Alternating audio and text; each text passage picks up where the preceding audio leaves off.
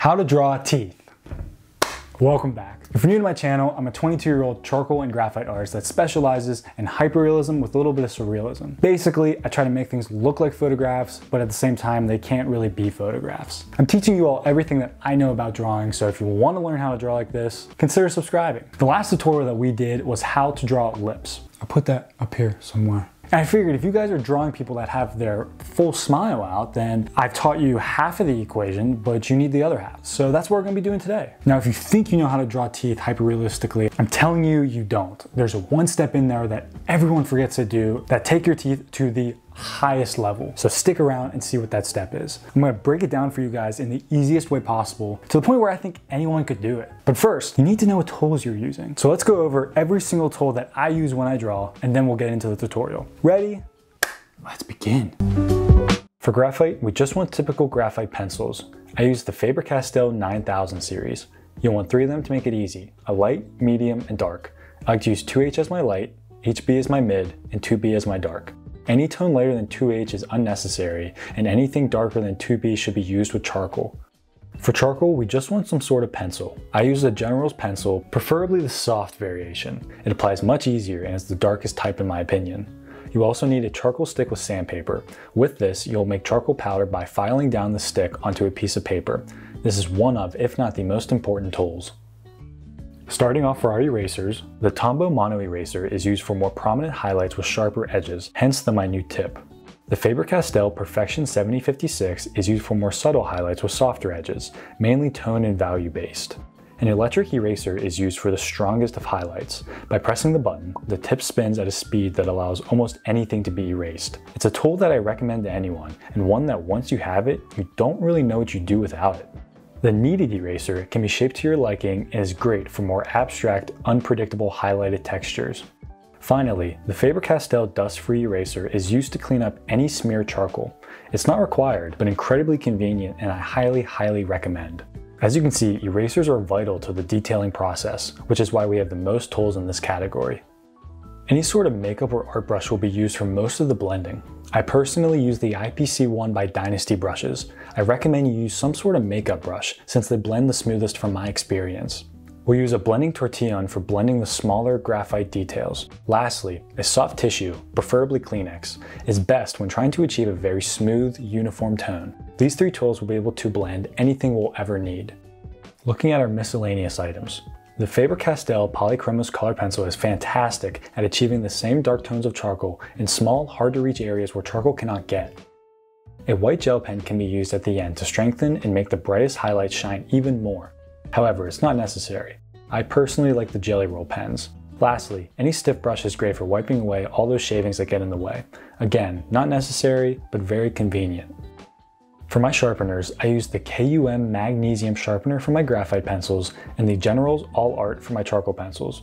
The brand doesn't really matter though. What matters is that you have separate sharpeners for your graphite and charcoal pencils because they actually sharpen differently. For my paper, I use the Strathmore 500 series plate or smooth 3-ply. Because of how expensive it is, if you want to use the 400 or even the 300 series, you can. The most important thing is that you use Bristol paper that is smooth, not vellum. Vellum does not allow you to achieve the smallest of details like smooth can due to the vellum's tooth. Now that we've gone over every single tool that I use, let's begin. As you can see, we have the outline of the teeth sketched out on a 3" by 4" grid. Now, if you want to know how I make my grid, you can check out my tutorial. I'll put it up here somewhere. Now, if you've seen any of my tutorials, you know that the first step is the base. Basically, this step is used to get all the tones correct so that we can then put the details on top of the tones. This step involves zero detailing. It's basically just the dirty work. We're going to be using our brushes, the tortillons, and most importantly with teeth, tissue. Now to begin, I'm going to take my brush, I'm going to dab it in charcoal powder, and we're going to start filling in the tones. First, I'm just going to start with the gums because they are darker than the teeth. I typically like to go from dark to light. So you can see I'm just gently applying the charcoal powder in the general area. Now, if you go over the lines a little bit like I just did, you can always grab your Faber-Castell Perfection 7056. Just retouch up that line. Also, if you make it too dark, you can also grab this and just lightly go over. Now the reason that happened is because the brush is not really a detailing tool, which means that it's not good for really small areas, and the more we work down here, the less gum we have to work with. So I'm actually going to switch over to my tortillon. Now this already has a little bit of charcoal on the tip. You can see it's a little darker. If you're using a brand new one that hasn't been used, just go and dab it in the charcoal powder. It works pretty much the same as the brush. It's just a little more precise. Now it's really hard to get the darker tones with the tortillon, so if you want to just grab your brush and go over it a tad. We'll go back in and touch this up later, but really our main focus is to get the darks as dark as they need to be and the lights as light as they need to be. Don't worry about perfecting every single tone and every single little detail, because when we get to the detailing stage, we can always lighten in darker areas. For now, we just want to put the tones in place. Now for the teeth. Teeth are a very weird texture. They have almost a glossy look to them. Thus, we want to go in with a much smoother approach than anything else we've ever done. But for now, we're going to fill in the relative tones with the brush. If you're struggling with looking past the detailing and just looking at the tones, I always advise people to squint their eyes. By doing that, you're really just looking at what tones should really be going where. Now for the harder to reach teeth, switch over to your tortillon. This is one of, if not the most important parts of the entire process. If we don't nail this down, then no matter what we do with the detailing, this is going to look bad. Also, drawing teeth doesn't really have that many steps, so we really got to nail this down. Now for teeth, you want to make things look a tad darker than they normally do. When looking between the reference and what I'm doing right now, you can see that I'm doing things a tad darker, but it's actually to compensate for the next step that we'll be doing. So keep that in mind. I picked this reference because I think it's a really good representation of what a lot of people's teeth look like, and from my experience drawing teeth, there are a lot of really good little details in here that you want to make sure you know how to do. Also, all the little highlight glares that are on the teeth, completely ignore those for now. Pretend they're not even there. We just got our two tools and we're filling in almost like it's a coloring book. And one thing people really struggle with when they're trying to draw teeth is that instinctively they just want to make them pure white. Now, unless you're drawing Joe Burrow with those crazy veneers, people's teeth aren't naturally white. I know these don't look great right now, but if you want to draw realistic teeth, the teeth need a base. Definitely one of those trust the process situations. So normally we would be done with the base by now. So we're going to move on to the next step, which is the shadows. However, we will be coming back for one final step that involves the base that we don't normally do with other things. And in my opinion, this is the one step people always forget about that makes hyperrealistic teeth look as good as they do. So the next step is the shadows. And what that means, we're going to add in all the details that involve the darks. And you'll see why we're doing this step before we do the last step of the base. Mainly, teeth really rely on proportions. If you draw one tooth a little too big and one a little too small, the whole smile is going to come out really janky, and a smile is what makes someone themselves, and you really don't want to mess that up. So we're going to really focus on getting the outline correct. So right now I'm using the Polychromos pencil to get the really small pitch black details, such as some of the line work that's in between the teeth. Now the tones of the details is relevant to the tones that they're going on top of. Basically, you don't want to be using a pitch black pencil on a really lighter area like right here. So when we go over there, we're going to switch over to a lighter tone, such as this H pencil, and fill in where we need to. Don't forget to darken in and shade the little areas like right here underneath the top teeth, because after all, they do kind of hang over the bottom row. If you don't know if an area is too dark or not, it's always better for it to be too dark than not dark enough, because then you can just take away later. Because these are larger areas that are just pure black, I'm just using a General's charcoal pencil for that. It's really the only tool that can get you this dark of a black and is this simple. Now, if an area becomes way too thin and too small to be using a thicker pencil like this, I recommend switching over to the Polychromos. Now, a little industry secret, the more contrast something has, the better it looks. So honestly, if we want to make this really, really pop, we could be here for days just filling in and making things darker. You definitely want to avoid a very sharp, straight edge against the teeth with the black. You can see in the reference that it's almost fading out into the black. So with your brush, you want to create this effect by just running up and down the edge where the charcoal and the tooth meet. Okay, now for this crucial step, which involves the tissue. Now, like I said earlier, teeth have a very glossy finish to them. The texture we need to recreate is a very smooth, uniform, don't see any streaks at all, and a tissue gives us that best effect. So what I do is I wrap it around my finger like this. We're going to go in one tooth at a time and just softly up and down, and maybe a little side to side, blend out any streaks that we see. And the reason I said to go darker earlier is because this technique actually pulls charcoal off of the paper. So while it does make everything smoother, it makes everything a tad lighter. Just a heads up. It's a very, very subtle step that a lot of people overlook. This is the step that'll make your teeth look a lot more realistic than the next artist. Now, if you haven't been able to tell, this is a very sloppy step.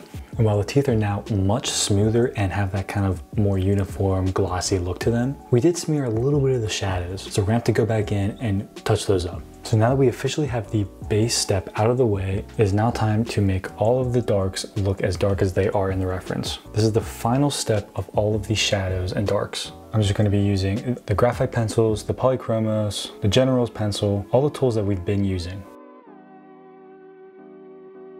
The tool that closest resembles the tissue is the tortillon, so if you really have to make bigger changes to the tones and add a lot more post tissue, your best bet is the tortillon. Okay, the next step is the highlighting step.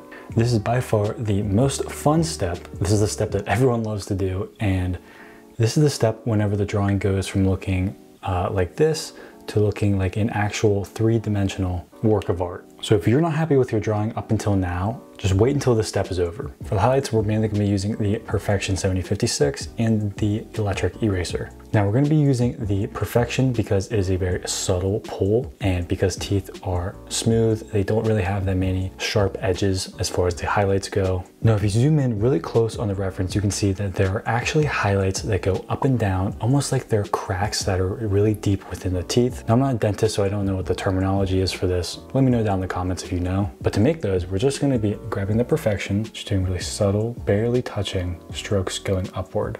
Now also, if you made any parts too dark, this is when you grab the Perfection and you lightly take away. Smooth it out with my finger. The natural oils do a really good job at smoothing it. Now my pencil is barely touching the piece of paper. Also, make sure to dab along the bottom edges of the teeth. Not necessary, but I think it gives it a cool texture. Okay, now the moment we've all been waiting for. Grab your electric eraser, make sure you have a very clean, sharp tip, and we're going in and we're adding all the sharp highlights that are on each tooth. And we're using the electric eraser because it is the tool that gives us the sharpest edges. Now I'm using the Perfection for the teeth that are out of focus. Because it's out of focus, it's a little blurry, and we want a softer edge. Okay, now that the highlights are done, if you really want to be done and you don't want to go any further, you can be done by now. However, I really recommend doing the next step, which is reinforce. Basically, now that we have the highlights in place, we can go in and support them even more with the shadows. For example, right here, we have this sharp shadow that we added. You can see in the reference that it's much darker around it than I've done. So I'm going to go in, I'm going to draw up against it and fade it out. You can even do it with some of the blending tools. This also helps make the highlights pop even more, which kind of circles back to what I said about the higher the contrast, the better it looks. Now the last step is touch-ups, which includes using the white gel pens. However, before we do that, make sure you are 100% satisfied, because using the white gel pen is the final step. So right now I'm just going to touch up everything I don't like, darken some things, lighten some things, smooth some things out. This is really just a judgment call. If you're happy with it, don't worry about it, move on to the next step. But I'm a tinkerer, so I'm going to tinker just a little bit.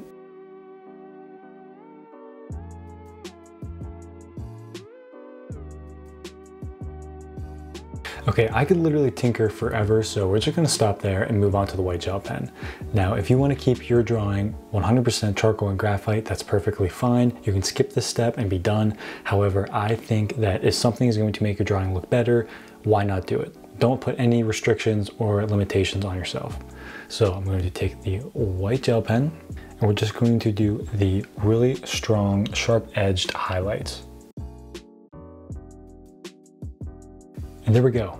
Once you have it to your liking, you're done. The simplest way on how to draw hyper-realistic teeth, while going in order of the steps: base, shadows, highlights, reinforce, touch-ups, including going back to the base for the tissue. Your teeth are bound to look exactly how they do in the photograph.